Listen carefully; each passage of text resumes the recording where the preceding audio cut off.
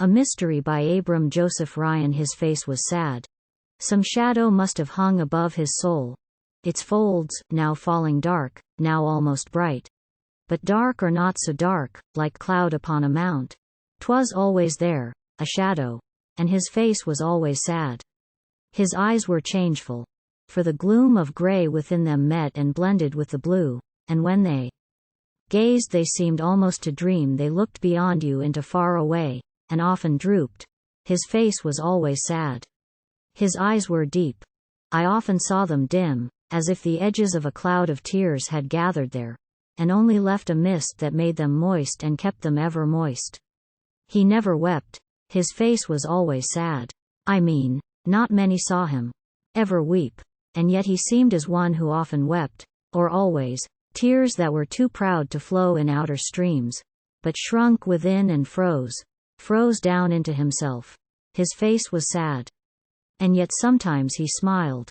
A sudden smile, as if some far-gone joy came back again, surprised his heart, and flashed across his face a moment like a light. Through rifts in clouds, which falls upon an unforgotten grave. He rarely laughed. His face was ever sad. And when he spoke his words were sad as wails, and strange as stories of an unknown land, and full of meanings as the sea of moans. At times he was so still that silence seemed to sentinel his lips, and not a word would leave his heart. His face was strangely sad, but then at times his speech flowed like a stream, a deep and dreamy stream through lonely dells of lofty mountain thoughts, and o'er its waves hung mysteries of gloom, and in its flow it rippled on lone shores fair fringed with flowers, and deepened as it flowed. His face was sad. He had his moods of silence and of speech. I asked him once the reason, and he said, "When I speak much, my words are only words. When I speak least, my words are more than words. When I speak not, I then reveal myself." It was his way of saying things. He spoke in quaintest riddles, and his face was sad. And, when he wished, he wove around his words a nameless spell that marvelously thrilled the dullest ear. 'Twas strange that he so cold could warm the coldest heart, that he so hard could soften hardest soul, that he so still could rouse the stillest mind. His face was sad. He spoke of death as if it were a toy for thought to play with, and of life he spoke as of a toy not worth the play of thought, and of this world he spoke as captives speak of prisons where they pine. He spoke of men as one who found pure gold in each of them.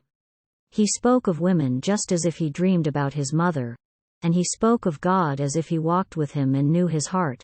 But he was weary, and his face was sad. He had a weary way in all he did, as if he dragged a chain, or bore a cross, and yet the weary went to him for rest. His heart seemed scarce to know an earthly joy, and yet the joyless were rejoiced by him. He seemed to have two selves. His outer self was free to any passer-by, and kind to all, and gentle as a child's. That outer self kept open all its gates, that whoso wished might enter them and find therein a place. And many entered, but his face was sad. The inner self he guarded from approach. He kept it sealed and sacred as a shrine. He guarded it with silence and reserve. Its gates were locked and watched, and none might pass beyond the portals, and his face was sad. But whoso entered there, and few were they, so very few, so very, very few, they never did forget. They said, "How strange!" They murmured still, "How strange! How strangely strange!" They went their ways, but wore a lifted look, and higher meanings came to common words, and lowly thoughts took on the grandest tones. And, near or far, they never did forget the shadow and the shrine. His face was sad. He was not young nor old. Yet he was both, nor both by turns, but always both at once. For youth and age commingled in his ways, his words, his feelings, and his thoughts and acts. At times the old man tottered in his thoughts. The child played through his words. His face was sad. I one day asked his age. He smiled and said, "The rose that sleeps upon yon valley's breast, just born today, is not as young as I. The moss-robed oak of twice 1,000 storms An acorn cradled ages long ago is old, in sooth, but not as old as I. It was his way. He always answered thus, but when he did his face was very sad.